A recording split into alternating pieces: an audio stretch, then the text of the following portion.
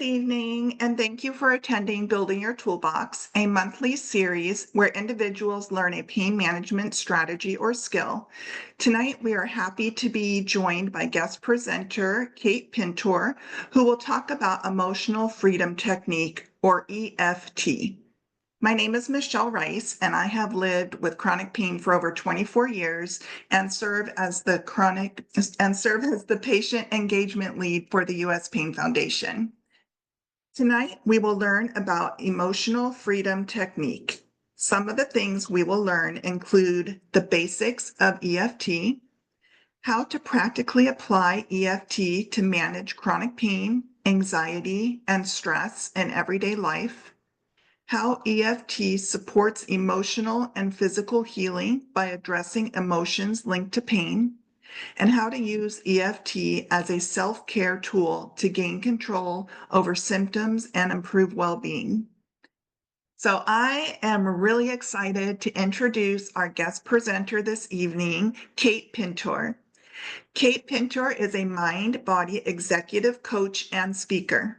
After overcoming years of chronic pain that left her in a wheelchair, she now guides others and using their own pain as a springboard for personal growth through ontological coaching, techniques like the emotional freedom technique, or EFT, and holistic practices.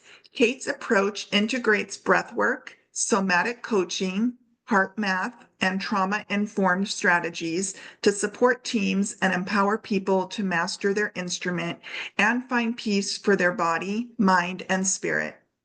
As the former marketing board chair of Conscious Capitalism Bay Area, Kate also consults with tech startups to design individualized programs with a focus on trauma-informed wellness platforms and resilience for first responders.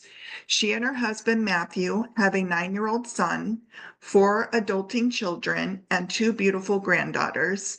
And Kate, I am so happy to have you here with us tonight, and I will turn it over to you. Thank you, Michelle. It's a pleasure to be here with you all. I'm excited to have a chance to share with you a practice that I have been doing for about 17 years.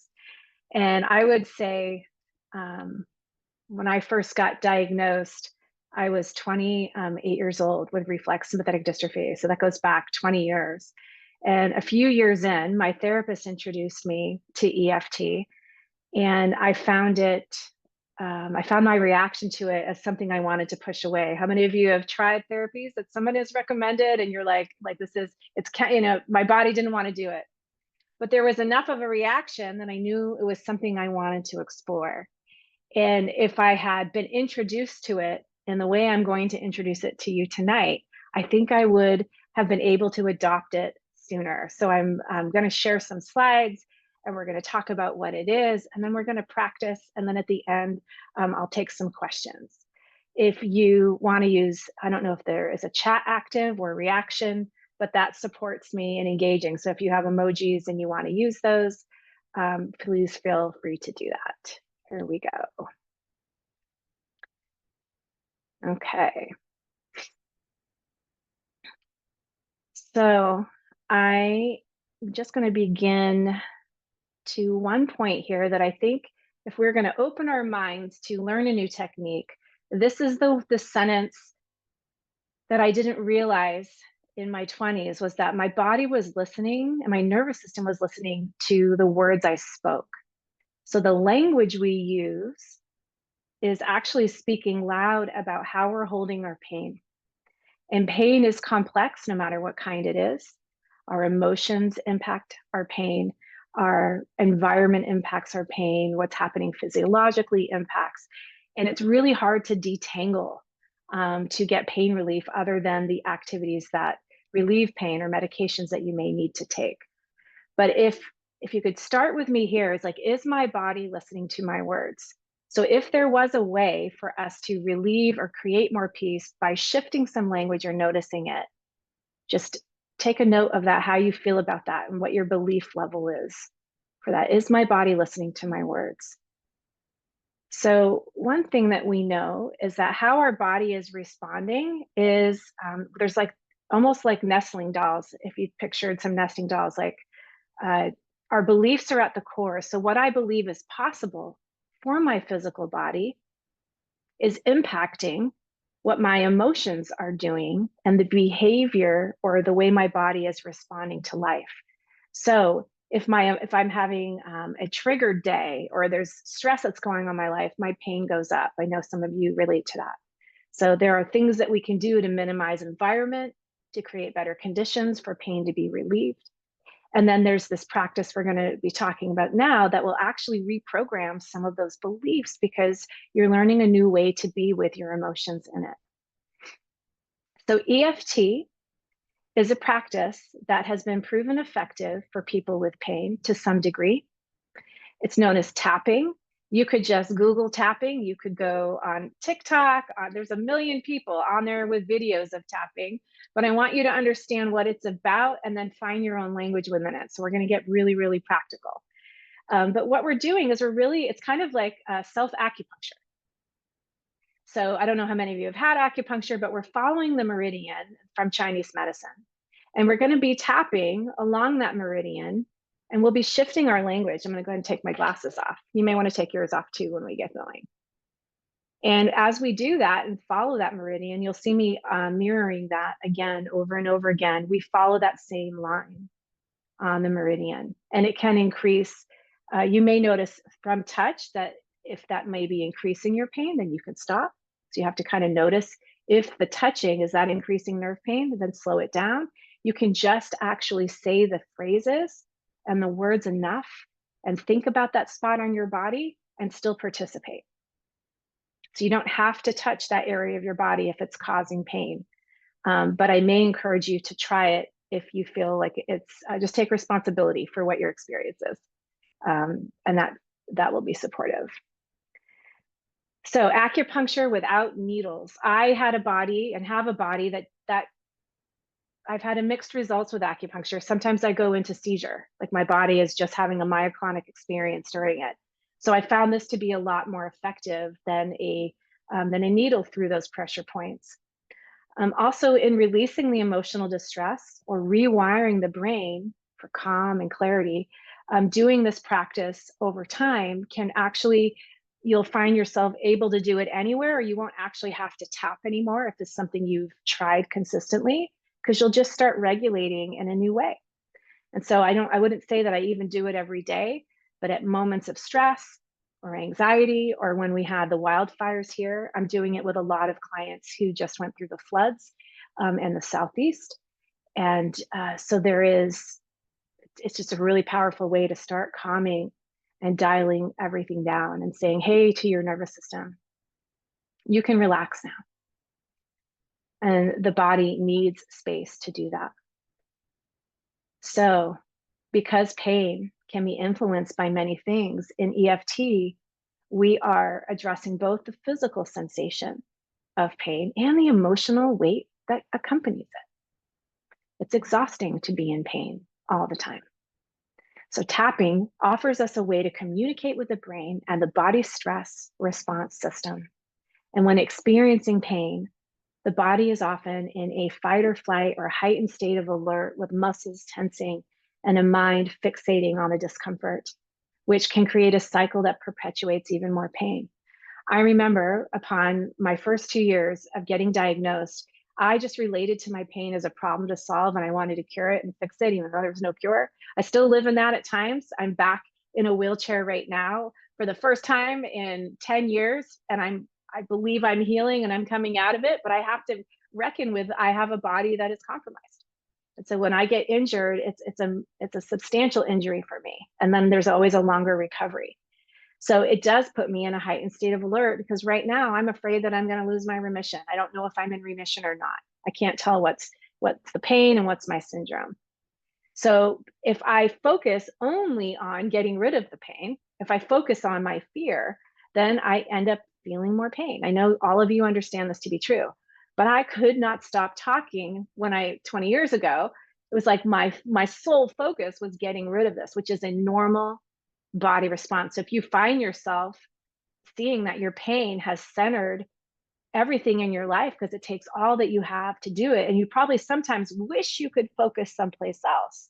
EFT is a great way to begin increasing the space between you and the pain that you feel, giving you more perspective and helping you really observe it and calm your body down so that you can enjoy other things. It's normal to feel that way at the beginning. EFT interrupts the cycle and sends calming signals to the brain. It really does almost activate the DHEA instead of the cortisol. And so you're activating your parasympathetic. My parasympathetic is manual. So I do breath work with my EFT so that I'm able to really relax myself and engage without stirring up more pain. Okay. So by tapping on those points and making verbal statements that acknowledge the current experience of pain and emotion, the combination of that engages the brain's amygdala. And this is the part responsible for the fight or flight. So, like I said, it reduces cortisol levels and the intensity of the body's stress response. That can even release symptoms in your muscles.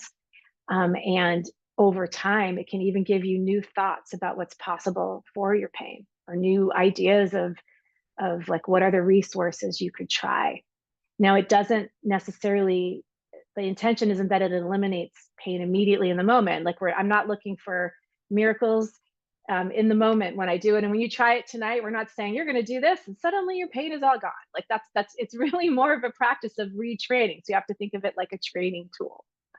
So it's not going to work in just one time. Although, try this on. You may have a new learning tonight, a new aha about how the mind and body work that does open up a new pathway for you for healing. So we're going to hold that open in the uncertainty that maybe something will shift for you tonight that will be an ongoing resource. And maybe you will feel better. Maybe you'll feel a little agitated at first, and that's okay too, right? But we're learning what this works, and you'll have the recording later and all of these slides. Okay. So the first step, there's 3 phrases in EFT. The first is to acknowledge the pain as it's felt in the body.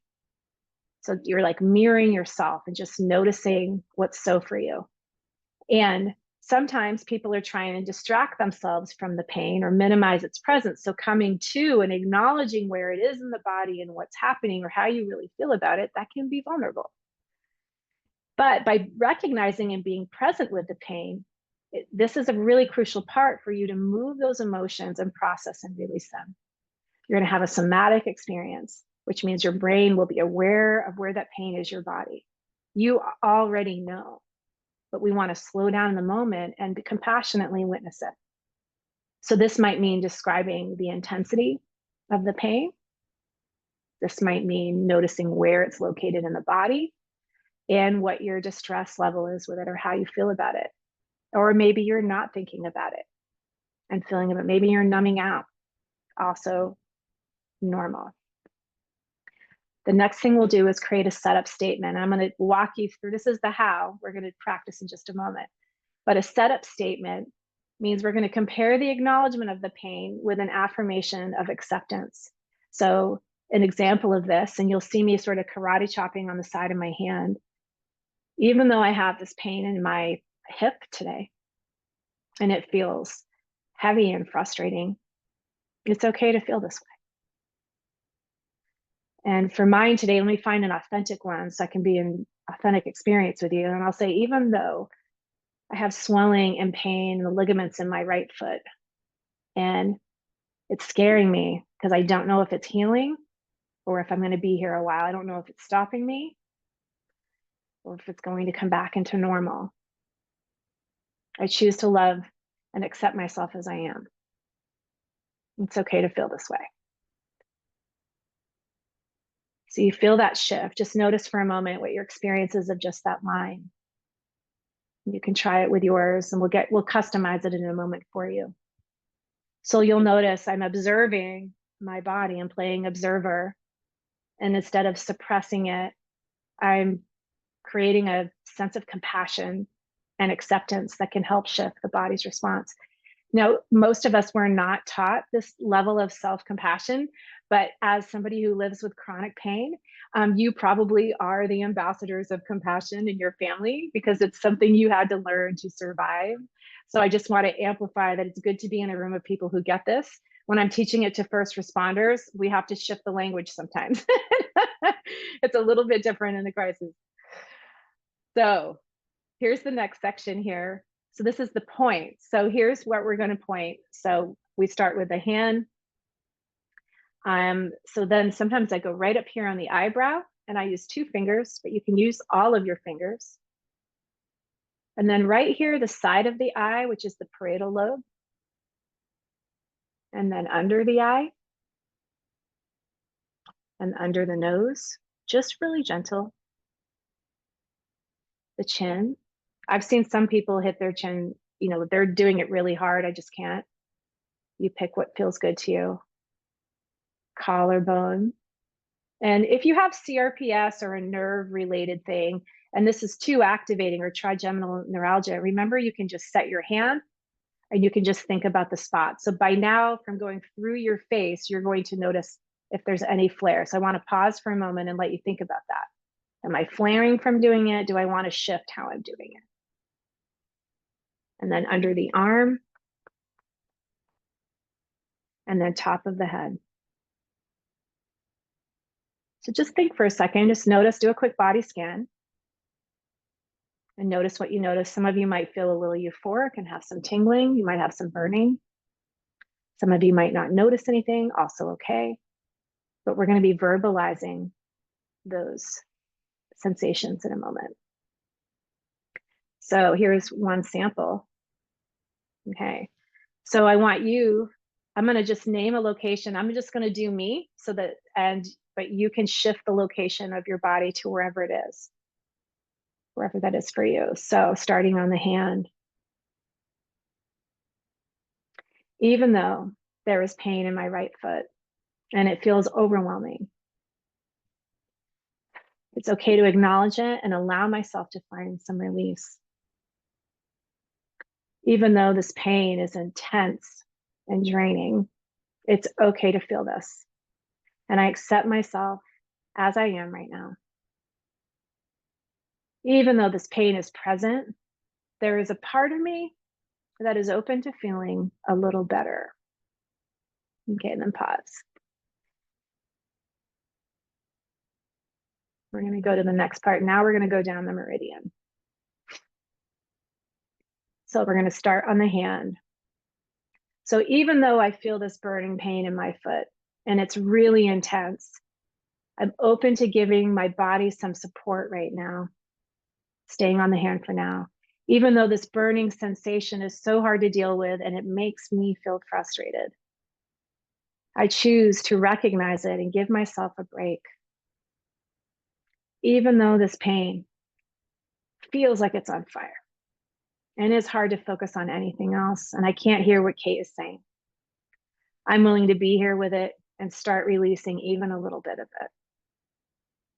Okay, and pause. Take a deep breath. And now we're going to bring in calm and release, starting on your brow. This burning pain is so strong. And you can repeat after me and say it if you want while you're on mute. This burning pain is so strong. It feels like a fire in my foot. It's really intense and overwhelming. It's so hard to ignore it. But I'm choosing to create some calm now, letting this fire cool down a little bit, letting my body know it's okay to release some of it. And even though it feels like it's burning, I'm giving it permission to ease up. You can pause. Take a deep breath. And now, in this section, we're going to move through the points all the way down the face again, but with a little more passion with these points. This pain in my foot It feels so overwhelming. It's exhausting and intense. It's been there so long, and I'm afraid it's not leaving. And I feel frustrated.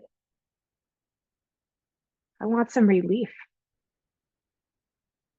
This pain is so heavy, but maybe I can release a little bit of it now.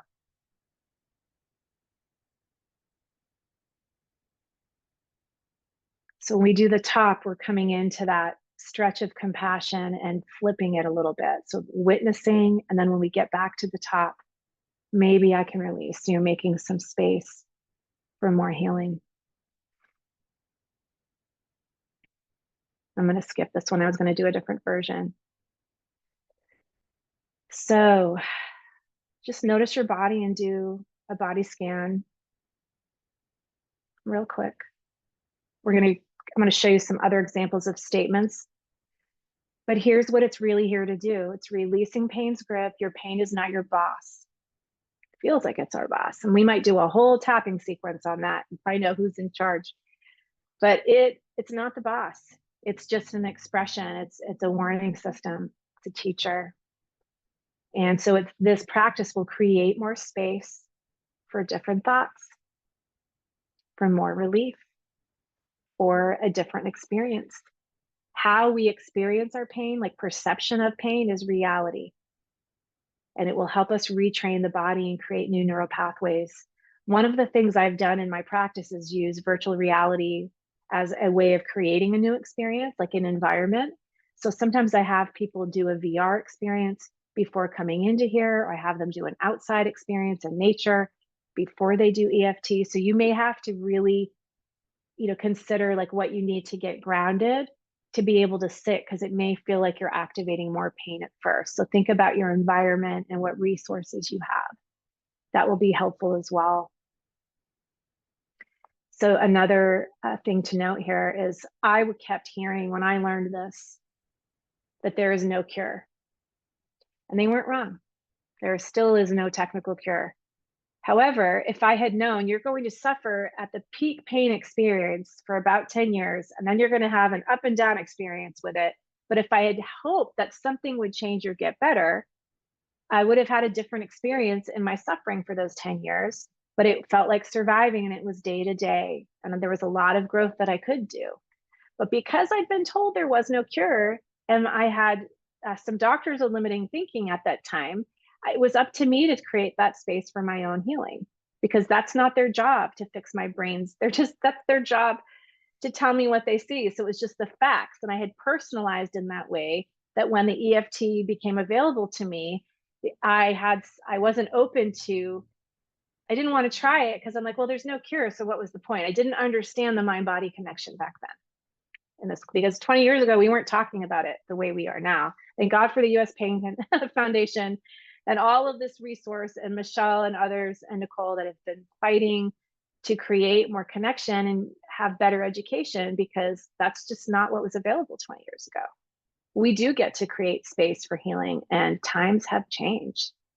The other thing I had to learn in the language was there's something that shifted for me in regaining access to my well-being between my identity being my pain versus this pain. So the words matter. So begin observing yourself with pain, but you are not the pain, and your pain is not you. So when you hear yourself saying that is something I chose with some guidance and mentoring to shift. So in EFT, we say this pain, or the pain is in something, but we're not using the word my. That's an important distinction for the brain to be retrained. And we've all come to those moments where it's like, is life worth living in this? It's a hard conversation. But at those moments, I thought I just can't do it anymore, or I'm doing too much activity and I need to pull back. Shifting the language in that, even though this pain has taken me to the end of myself, I choose to love and accept myself. Even though this pain makes me feel like life is not worth living, I choose to love and accept myself. And some of those, this one line over and over again, or practicing that when you're having some darker thoughts, it can be really powerful and really support your nervous system in a new way. It's a way of witnessing yourself instead of isolating. And then you can invite others in. And here's some funny ones that I have also used. Please feel free to screenshot it right now if you'd like to. But even though this pain's been kicking my butt, I'm open to letting go of a little bit of it right now. So these are, I just think these are hilarious. It's more like how I am in my everyday life. So even though this pain feels sharp and heavy and I am so done with it, put your frustration in there. I choose to honor where I'm at and let go of some of this tension. Even though I'm pissed for this pain for holding me back. Sorry, Nicole. But I'm with regular people. I'm hoping to loosening its grip and I'm feeling more like myself again. But like literally, like how are you actually feeling about it? That's what you want to put in your phrase. So I want to take it out of the theory into practice. This is what it more looks like on a daily basis.